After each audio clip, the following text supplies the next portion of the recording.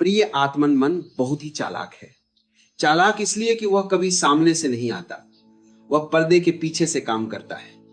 तुम समझते हो कि तुम सोच रहे हो, पर असल में मन सोच रहा है और तुम बस उसका गुलाम बनकर पीछे पीछे चल रहे हो। मन को सेवक होना चाहिए। वह एक औजार है, जैसे तुम्हारे हाथ, तुम्हारी आंखें, तुम्हारी जीभ। जैसे हाथ से तुम कुछ काम लेते हो, आंख से तुम देखते हो, वैसे ही मन से तुम सोच सकते थे। लेकिन यह औजार इतना हावी हो गया कि उसने खुद को मालिक बना लिया। सोचो जरा, अगर तुम्हारा नौकर तुम्हें आदेश देने लगे तो क्या होगा? तुमने उसे रखा था अपनी मदद के लिए, लेकिन धीरे धीरे वही कुर्सी पर बैठ जाए और कहे तुम चुप रहो, अब मैं चलाऊंगा घर को। यही ठीक ठीक स्थिति तुम्हारी और तुम्हारे मन की है। मन कहता है यह करो और तुम कर लेते हो। मन कहता है इधर जाओ और तुम बिना सोचे इधर भाग जाते हो। मन कहता है दुखी हो जाओ और तुम दुखी हो जाते हो। मन कहता है गुस्सा करो और तुम आग बबूला हो जाते हो। तुम्हारे भीतर इतना भी विवेक नहीं रहा कि पूछ सको क्यों, किस लिए। तुम बस आदेश मानते चले जाते हो। यही गुलामी है। मन थकता नहीं, वह लगातार चलता रहता है। सुबह से रात तक सपनों में भी वह तुम्हें आदेश देता है, हुक्म चलाता है, और तुम थक कर चूर हो जाते हो। लेकिन मन कभी नहीं थकता। सोचो, जब तुम सो रहे होते हो तब भी सपनों के रूप में मन काम कर रहा है। तुम आराम करना चाहते हो, लेकिन मन तुम्हें आराम नहीं करने देता। रात भर भी तुम गुलामी करते रहते हो। तुमने कभी सोचा भी नहीं कि यह गुलामी कहां से शुरू हुई, क्योंकि बचपन से ही तुम्हें सिखाया गया मन ही सब कुछ है। पढ़ाई में, शिक्षा में, समाज में सबने कहा सोचो, विश्लेषण करो। याद रखो, किसी ने नहीं कहा मन को चुप करना भी सीखो, और धीरे धीरे यही मन तुम्हारा मालिक बन बैठा। तुम भूल गए कि तुम उससे अलग हो। तुम सोचने वाले हो नहीं, तुम तो चेतना हो। सोच तो बस तुम्हारा औजार है, लेकिन यह भूल ही तुम्हारी सारी गुलामी की जड़ है। जिस दिन तुम पहचान लोगे कि मन तुम्हारा मालिक नहीं है, उसी दिन आजादी का द्वार खुल जाएगा। उस दिन पहली बार तुम्हें स्वतंत्रता का स्वाद मिलेगा, क्योंकि जब तक तुम मन के गुलाम हो तब तक तुम प्रेम का असली अनुभव नहीं कर सकते। तब तक शांति तुम्हारे पास नहीं आ सकती, तब तक आनंद का द्वार तुम्हारे लिए बंद रहेगा। मन गुलाम हो और तुम मालिक, यही धर्म है। मन मालिक हो और तुम गुलाम, यही अधर्म है। अभी तुम अधर्म में जी रहे हो, पर इसे बदल सकते हो। पहला कदम है यह पहचानना कि अभी तक तुम मन के गुलाम हो। गुलामी स्वीकार कर लो, तभी आजादी की शुरुआत होती है। अगर तुम ये मान लो कि हाँ मैं गुलाम हूं, तो रास्ता खुलता है। लेकिन अगर तुम धोखा देते रहो कि मैं ही मालिक हूं, तो जीवन भर जंजीरों में बंधे रहोगे। मन का सबसे बड़ा खेल है तुम्हें वहीं कभी नहीं रहने देना जहां जीवन है। जीवन कहां है? जीवन इस क्षण है, यहां और अभी। लेकिन मन को वर्तमान से बड़ी दुश्मनी है। वह हमेशा तुम्हें खींच ले जाता है, या तो अतीत में या भविष्य में। अतीत और भविष्य दोनों झूठ है। अतीत अब है ही नहीं, वह बीत चुका है। भविष्य अभी आया ही नहीं, वह कल्पना है। फिर भी तुम्हारा मन दोनों से चिपका हुआ है।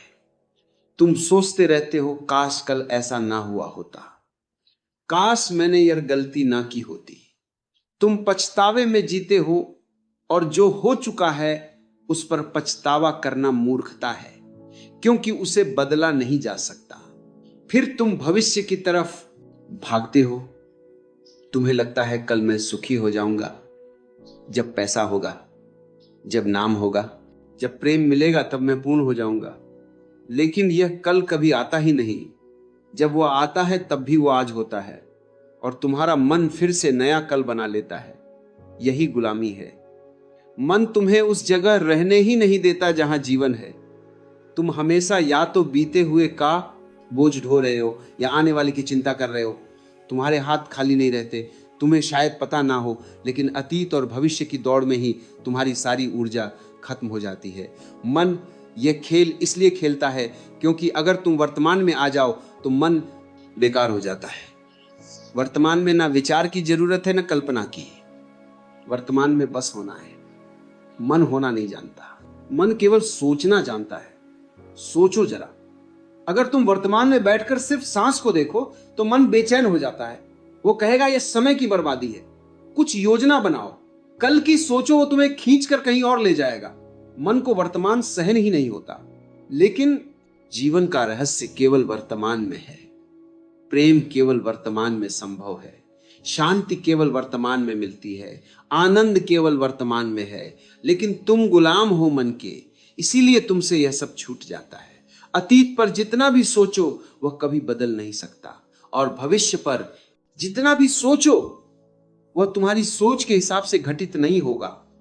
सिर्फ वर्तमान ही सच है, वर्तमान ही अस्तित्व है, और मन तुम्हें बार बार उस सच से बाहर निकाल देता है। यह खेल तब टूटता है जब तुम जागरूक हो जाते हो, जब तुम पहचान लेते हो कि मन तुम्हें अतीत और भविष्य में भेज रहा है। जैसे ही तुम देख लेते हो तुरंत वर्तमान में लौट आते हो। याद रखो, जो बीत गया वह सपना है, जो आने वाला है वह भी सपना है। सिर्फ यही क्षण वास्तविक है, और जो इस क्षण में जी लेता है वही मुक्त हो जाता है। सबसे पहले तो ये जान लो कि तुम गुलाम हो। लेकिन अजीब बात यह है कि गुलामी करने वाले को अपनी गुलामी का पता ही नहीं चलता। गुलामी तभी दिखती है जब तुमने कभी स्वतंत्रता का स्वाद लिया हो। तुम्हारा मन कहता है गुस्सा करो, और तुम बिना सोचे गुस्सा कर बैठते हो। क्या तुमने कभी उससे पूछा क्यों? क्या तुमने कभी उससे कहा नहीं?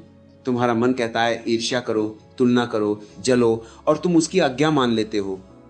तुम्हारा मन कहता है दुखी हो जाओ, और तुम सचमुच दुखी हो जाते हो। सोचो जरा, अगर तुम्हारे भीतर सचमुच स्वतंत्रता होती तो तुम क्यों दुखी होते? क्यों गुस्से में जलते? क्यों ईर्ष्या करते?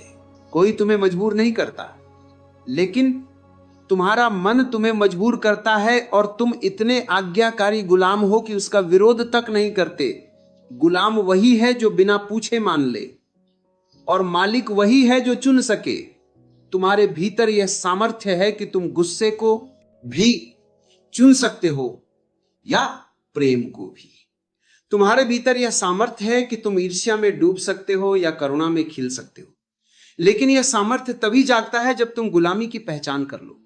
अभी तुम सोचते हो मैं ही मालिक हूं। यही सबसे बड़ा भ्रम है, क्योंकि अगर तुम मालिक हो तो दुख तुम्हारे जीवन में क्यों है? अगर तुम मालिक हो तो चिंता तुम्हें क्यों खा रही है? अगर तुम मालिक हो तो तुम्हारी आंखों में भय क्यों भरा है? सच्चाई यह है कि तुम मालिक नहीं हो, तुम दास हो, और यह गुलामी किसी ने तुम पर थोपी नहीं। यह गुलामी तुमने स्वयं स्वीकार की है। मन तुम्हें आदेश देता है और तुम झुक जाते हो। तुम्हारी आदत बन गई है झुकने की। गुलामी की पहचान तभी होगी जब तुम थोड़ी जागरूकता से देखो। जैसे कि जब गुस्सा आता है तो एक क्षण ठहर जाओ, गुस्से को देखो और मन से कहो तुम मुझे गुस्सा करने को कह रहे हो, लेकिन ये मेरा चुनाव है कि मैं करूं या ना करूं। अगर तुम ऐसा कर पाए तो पहली बार तुम्हें अनुभव होगा कि तुम गुलाम नहीं हो। लेकिन अधिकतर लोग ये ठहराव नहीं ला पाते। जैसे ही मन कहता है गाली दो, वे गाली दे देते हैं। जैसे ही मन कहता है रो, वे रोने लगते हैं। वे कठपुतलियां हैं। मन डोर हिलाता है और वे नाचने लगते हैं। पहला कदम यह है कि अपनी गुलामी को स्वीकार करो। अगर तुम सोचते हो कि तुम पहले से ही स्वतंत्र हो तो कभी स्वतंत्र नहीं हो पाओगे, क्योंकि स्वतंत्रता वहीं आती है जहां गुलामी की पहचान होती है। तो याद रखो, मालिक वही है जो चुनता है और गुलाम वही है जो बिना पूछे मान लेता है। आज तुम गुलाम हो, लेकिन तुम चाहो तो मालिक बन सकते हो। बस थोड़ी जागरूकता चाहिए, थोड़ी सजगता चाहिए। मालिक होने का अर्थ ये नहीं है कि तुम मन से लड़ो। मालिक होने का अर्थ है तुम मन को उसकी सही जगह पर रखो। मन तुम्हारा सेवक है, औजार है। जैसे तुम्हारे पास चाकू है, उससे सब्जी भी काट सकते हो और किसी को घायल भी कर सकते हो। औजार अच्छा है या बुरा नहीं होता, उसका उपयोग तुम्हारे हाथ में है। मन भी वैसा ही औजार है। अगर तुम मालिक हो तो मन तुम्हें जीवन के शिखर तक पहुंचा सकता है। अगर तुम गुलाम हो तो वही मन तुम्हें नर्क में ले जाएगा। तो मालिक होने का असली अर्थ है मन का उपयोग करना। मन द्वारा उपयोग में ना सोचो। हाथ की जरूरत होती है तो तुम हाथ उठाते हो। अगर हाथ अपने आप चलने लगे बिना तुम्हारी अनुमति तो तुम कहोगे कि यह बीमारी है।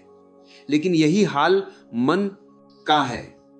वह बिना अनुमति सोचता चला जाता है, बोलता चला जाता है, और तुम उसे बीमारी नहीं समझते। तुम सोचते हो कि यही स्वाभाविक है। नहीं, यह गुलामी है। मालिक वही है जो कह सके। मन अब सोचो और मन सोचने लगे। फिर वह कह सके अब बस मन शांत रहो और मन तुरंत रुक जाए। तुम्हारे भीतर इतनी ताकत है लेकिन तुमने उसे आजमाया ही नहीं। तुमने कभी मन को आदेश देने की कोशिश ही नहीं की। तुम हमेशा मन के आदेश मानते रहे।